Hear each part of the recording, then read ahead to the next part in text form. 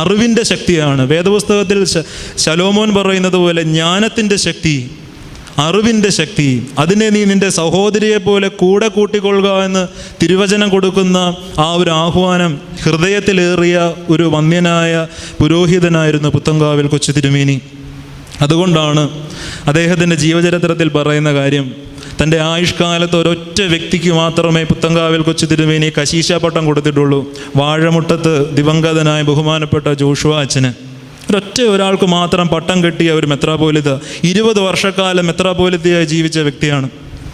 എന്തുകൊണ്ടാണ് തിരുമേനി അധികം പേർക്ക് അങ്ങ് പട്ടം കൊടുക്കാത്തതെന്ന് ചോദിച്ചപ്പോൾ ഒരൊറ്റ വരിയിൽ തിരുമേനി അതിൻ്റെ മറുപടി പറഞ്ഞു, യോഗ്യരായിട്ടുള്ള ആൾക്കാരെ കാണണ്ടേ, യോഗ്യതയുള്ളവരെ കാണണ്ടേ, എന്നിട്ട് വേണ്ടേ കൊടുക്കാൻ. വിദ്യാഭ്യാസം ഉൾപ്പെടെ, അറിവുൾപ്പെടെ, ലോക പരിചയം ഉൾപ്പെടെ എല്ലാം തികഞ്ഞു വന്ന ഒരു വ്യക്തിയെ പറ്റിയുള്ള സങ്കല്പമാണ്.